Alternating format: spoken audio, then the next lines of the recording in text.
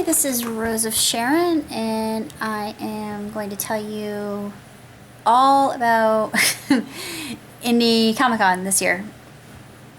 Granted, this one is shorter than VoltCon and Starbase Indie, which only lasts a few days. This year's con delivered many different levels. It delivered on many different levels.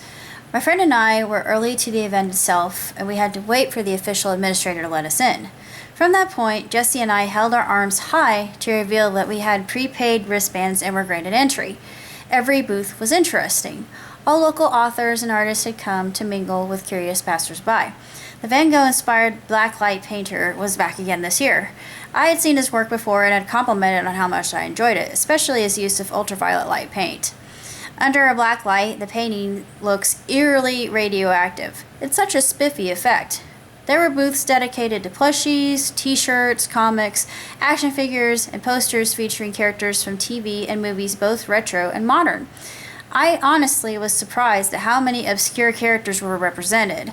I saw a Freakazoid cosplayer as well as Anastasia, with Pia in her purse playing music from the movie no less, as well as a Professor Flug, only the second I've seen in a con, from Villanos, and honestly I was really pleased to see that. I haven't seen anybody cosplay any characters from El Chavo. I would probably be the first if I want to be Kiko, so I probably will do it at some point. I swear to you, I want to cosplay as Dementia. Yeah, I know, I've mentioned that before, if you know me well. There are your standard Spider-Man cosplayers, both original Luis Morales from Spider-Verse, Spider-Man 2.0 from Far From Home, and lots of Deadpools. Deadpool is unbelievably popular, and there's always more than one of them at a con. I was so happy to see someone cosplaying Coraline, Mojo Jojo from Powerpuff Girls, Manta Ray from SpongeBob, and a weird mix and match of a Chewbacca Captain America. I guess I would call him Chew America. I had the rare opportunity to meet a local author, or authoress, who lives in Indianapolis. Oddly enough, and I recall this very well because I'm still quite floored by it, I was talking to Jessie about her Affinity series, and I've only read 2 out of her 7 books. She actually told me when I met her she has 7 books in the Affinity series, and there are 3 books that are published. The 3rd book actually dropped on the 25th of August, so I actually pre-ordered it and it came in the mail, and I have yet to read it, so once I read it I will actually do a review of it. But it was just an utter delight to meet Miss Lenore, and I had no idea it was her because I was expecting somebody a little bit more gothic, honestly. No offense, but I thought, color me surprised. But she is a real treat. She's so sweet and nice and bubbly and effervescent, and looks like she could pass for a 12-year-old. I deal with this myself, so please, Ms. Lenore, don't be angry with me in mentioning that, but you look very youung for your age. That's nothing against you. You just have good genes. Embrace that and hold on to it as long as you can. Because if you're anything like me, once I get into my golden era, I'm going to still look great. I also highly recommend the Affinity series if you're like me and you're intrigued by the paranormal or the supernatural, or have experienced the paranormal and supernatural much like I have in many different instances, which I've discussed at length here on YouTube to my wonderful gardeners. And you haven't run away. I appreciate that. A lot of people do that. They go, "Oh God, you're a freak!" and they bolt in the opposite direction. This wasn't something that I chose to have. It's something that I was born with in my family, and I have decided to embrace my gift, or gifts I should say. sometimes it can be a bit of a curse, but honestly, I don't see it that way. I see every last extrasensory talent that I have been gifted by my creator that it is much more a blessing than it is a curse. And it's strange to see everything with that perspective. It's hard to define. I don't have a large enough vocabulary to do that. I wish I did, but it goes beyond my empirical understanding and other people's comprehensive views of just how the world works and why, and there's just so many things that are up for debate and up for questioning. And I think that the world itself is all about debate and questioning, and one should remain curious, and curiosity is not a bad thing. What else do I have to say about this weekend? Oh, right. I actually started watching Age of Resistance, which is the prequel to Dark Crystal. My friend and I got halfway through it. I will be watching the remainder of that particular series and doing a review. I recently posted Marauders Part 1. It's on Kindle with characters that I have hand-drawn as the cover, and you get to see most of them there. Of course, the whole cast, I didn't really have a chance to properly draw them, but I am going to be incorporating a lot of original characters from the first part in my second story, because there's going to be a lot of overlap. I'm going to be writing a lot of tales that I had left basically in the dust for ages. I've showed the pieces of paper before, so I'm not going to go through that again and bore you half to death with it, but that's about all I had to say for now. And got a lot to look forward to.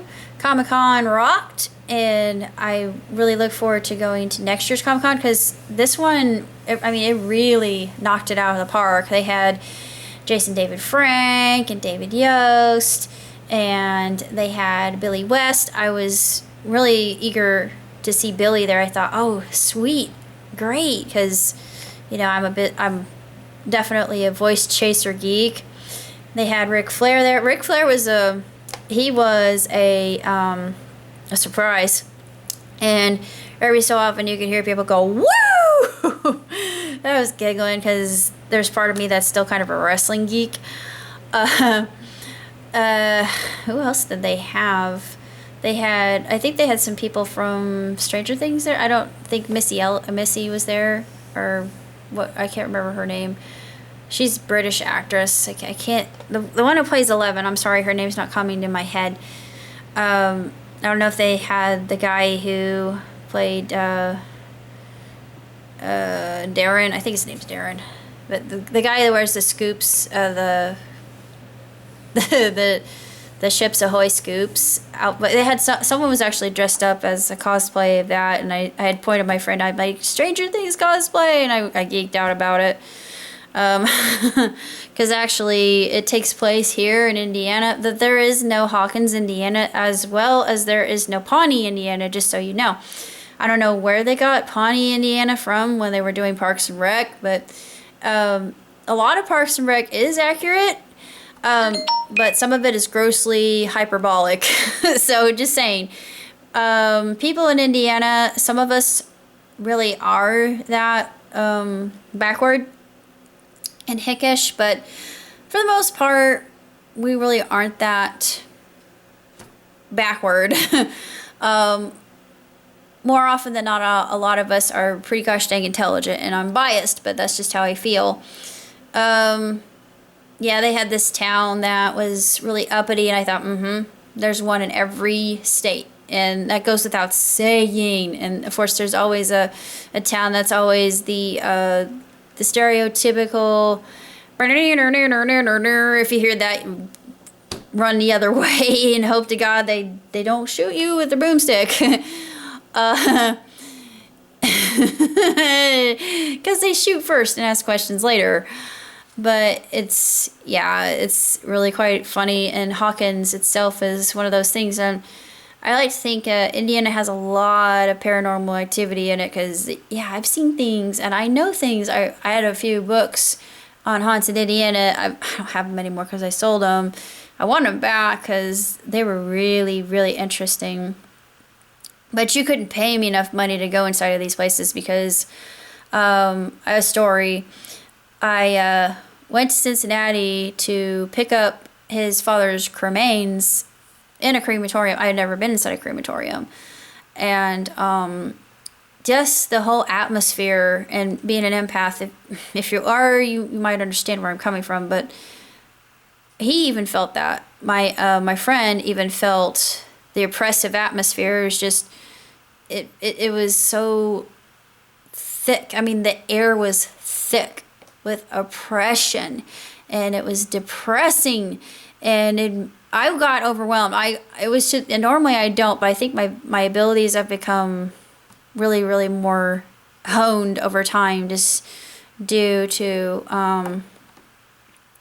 my growth as a person. I think that's with anything though, but I could literally feel just immense amounts of sadness that it was physical. It was actually physical. And I felt pain. I felt literal, like my heart was being crushed.